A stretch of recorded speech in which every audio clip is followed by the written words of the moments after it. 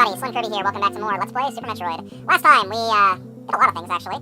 After the Ceres station was under attack by space pirates, Ridley, one of the main guys of the space pirates, flew off with the baby Metroid hatchling, and we came here to planet Zebes to try to find him and take back what's rightfully ours. So, yeah, that's the basic story up to this point. We have alerted the space pirates of our presence. We fought a Torizo statue and got some bombs. We also have the morph ball and some missiles, too, so we're pretty good to go at this point. We can go back and explore a little bit of that big room where our ship is, but we're not going to be able to do anything, so let's go ahead and just move forward. Because we can bomb this wall right here. And it will take us to the next parts of the game. We have these little clam guys and these little spiny guys. They remind me of Spinies from the Mario series. And I believe if we come down here, we'll have our first energy tank. What energy tanks do, they basically give you 100 more health. Above our energy, on the top left, we have these little pink squares. When the pink squares are full like that, that means that we still have a tank active. But once we lose all 99 HP from this tank, the tank will actually go to a much duller pink, which signifies that the tank is empty. But we can restore tanks basically by getting over 99 HP of the current tank or the no tanks, basically. So that's how those work. These guys can only be taken down with missiles, so bring lots of missiles here. And down here we have our another pink door. We're not going to be able to do anything over here, but I'm going to go ahead and show this off anyway. If we enter this room, we'll find a giant statue room that has a picture of Ridley, what looks to be a picture of Kraid, another one of the space pirates, and two other creatures. I think we'll have to come back here later once we've actually done something with all these creatures, so yeah, let's leave. But remember this room, because this room will be very important at the end of the game. Hint, hint. Okay, so let us continue. We have another one of these rooms. You can't destroy these guys unless with missiles, I think. I'll go ahead and test that theory. Actually, no, you can't even use missiles, so forget I said that. These little things, these are larva nests. If you shoot them enough times, you'll actually be able to get a lot of missile pickups and energy pickups, but the little creatures can't actually hurt you if they get in your way, so be careful of that. And in here, we actually have another elevator. This will actually take us back to Brenstar, but it'll take us to another area of Brenstar that we haven't been to yet. What I like to call the greenery side of Brenstar. Because, as you can see, lots of green. And no, I did not want to go up the elevator. What am I doing? Oh, I'm such a weirdo. Why did I do that? I'm sorry, guys. I'm just wasting your time, aren't I? Indeed I am. Okay, well, let's not do that this time.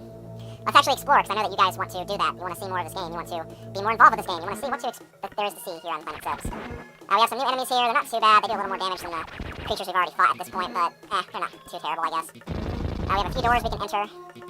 Over here is a room that has these little copper things. Those guys can actually do a lot of damage, so be careful. Also, I think we can break through this. And then go over here for what I think is a map station, so we can actually see more of Brenstar now. And yeah, Brenstar's a pretty big area. And we'll be becoming much more acquainted with it as well. There's lots of stuff to do here in Brenstar, that's for sure. Okay, so let us continue on. We'll break open this little latch right here. Oh god. I hate those hopper things, they're just kind of annoying. I don't think too many people like those things anyway. Over here we have a pink door again. Which, if we come in here, we can actually get a pretty easy missile tank. You can't actually make it through this door with the equipment that we have, although you're intended to actually come back later with the speed booster. But by using some advanced techniques, you can actually get through here and get some pretty early items, so just want to keep that in mind. But for now, we're going to move on. We just came in here for the missile tank, well, that's the only reason why I came in here anyway.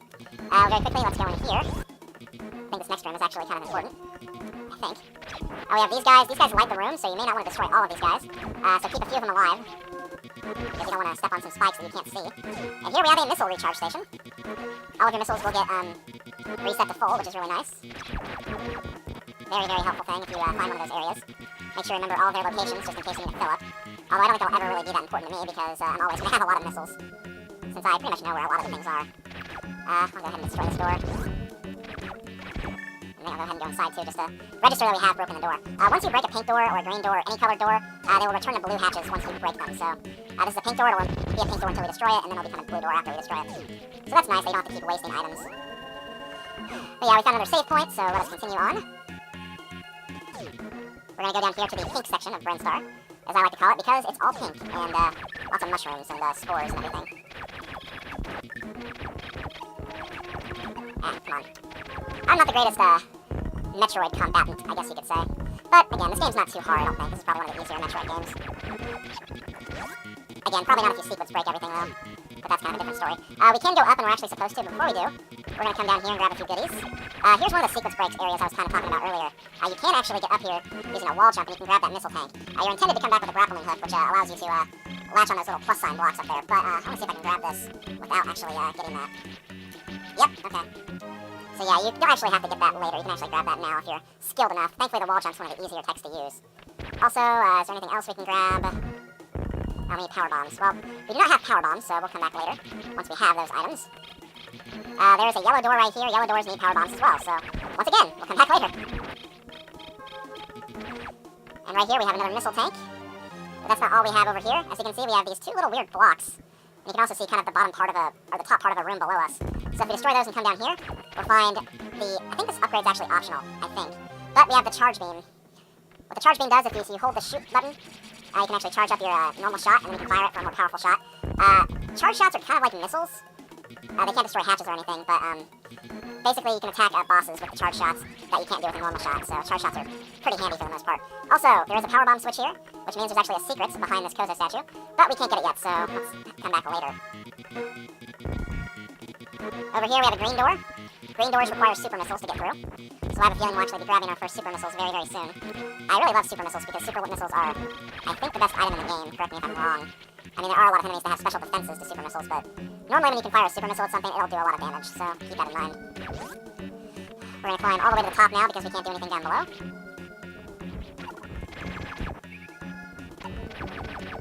Okay, stop moving around. Quit moving around! I always like making that Star Fox reference. Over here we have a save point. And I just realized I'm about dead. I didn't even think about that. I might need to get some health somewhere. Don't think we have an energy restore station yet, but I think the enemies around here are pretty easy enough to actually farm for energy, so... Oh, we have a little recharge station up here, actually. Whenever you have enemies like these that pop out of the pipe infinitely, these are actually good places to recharge your missiles and your health. Because the enemies never die, and they can usually be destroyed in one shot, so keep that in mind, and we're good. Actually, before we go in that door, let's see if we can get some missiles. I'd like to go into this next part with a full stock. Oh god, grasshopper dudes. This is why it's kind of good to have the charge beam, because I believe that, yeah, they can be one shot with the charge beam. Making this section a lot easier. But anyway, let's actually go up here. Where we have another mini-boss. This mini-boss is called the Spore Spawn. He drops these little spores that don't really do much damage, but you mainly want to try to avoid him, because I believe he can do a lot of damage if you touch him with his spikes, so be careful of that. At some point he'll open his mouth where he can fire missiles, and not miss like I did. The one thing I hate about this boss is he takes forever to open his mouth. Okay, come on. Dang it, why am I... Okay, maybe I should stick shots or something, I don't know. Or maybe I should at least jump on one of these platforms when he actually stops. Yeah, like this. Yeah, normally you can get about 2 missile shots in his mouth. That's usually what you want to aim for.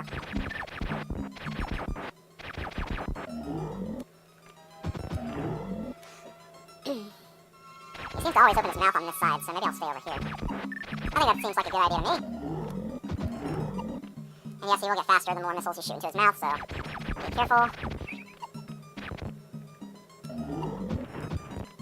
And yes, the more you hurt him, the more brown he'll turn. Usually when a plant's brown, that usually signifies that it's about to die, so I'm liking that very much. I'm not liking I'm taking a lot of damage from this fight, though.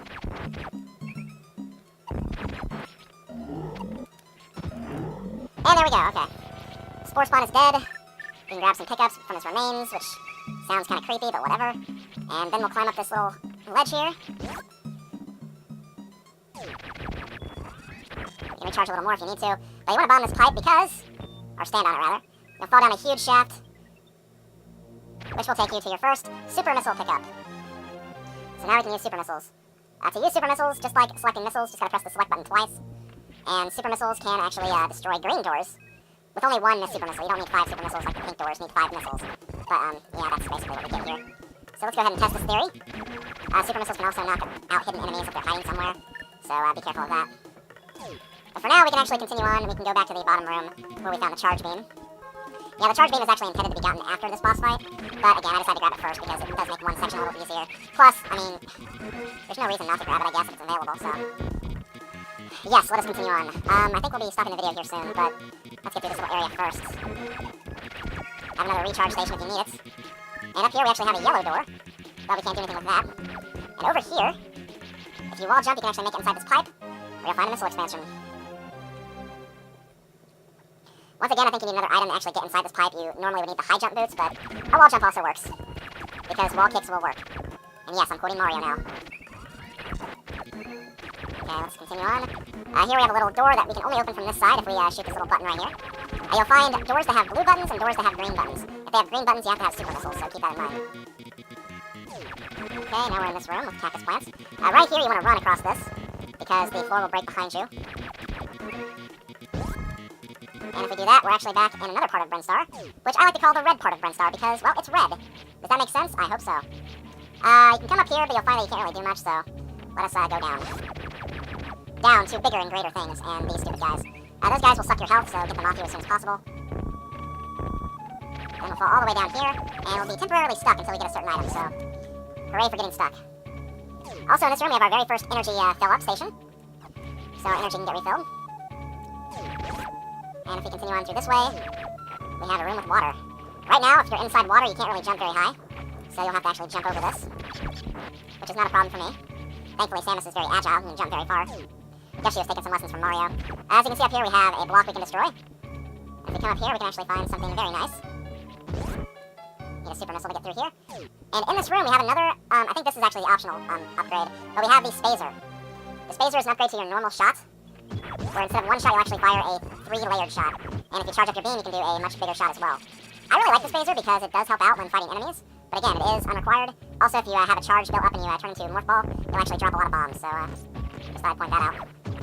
But with our new Spazer in hand, we can actually get caught by this guy and get screwed over. Okay, come on. Let's get out of here. Thank you. No. Come on, why am I not jumping out of here? Okay, there we go. Is there anything up here that I can get, or would this be pointless? No, I think this is just kind of a little preview, I guess. Oh well, let's continue on. I think I'm actually going to end the video after I get through this little pipe section right here. We're actually no longer in Brinstar, we're actually called Meridia.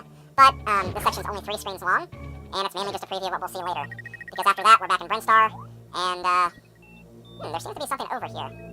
Before we investigate, though, let's go down here to the new area where we can find a save state, or a save point, and actually stop the video. We're in another very familiar area of the Metroid series. This is Norfair, which is normally the lava section of the game. I don't remember which room is the save point. I want to say it's the green room up here, and I would be wrong. That's okay, though. That's okay. We can search for the room. It's not in there. I know that for a fact. Maybe it's here. Yes, it is. Okay. Well, this is Slim Kirby from Let's Play Super Metroid. I'll see you guys next time when we explore this new area. So, yeah, see you guys later.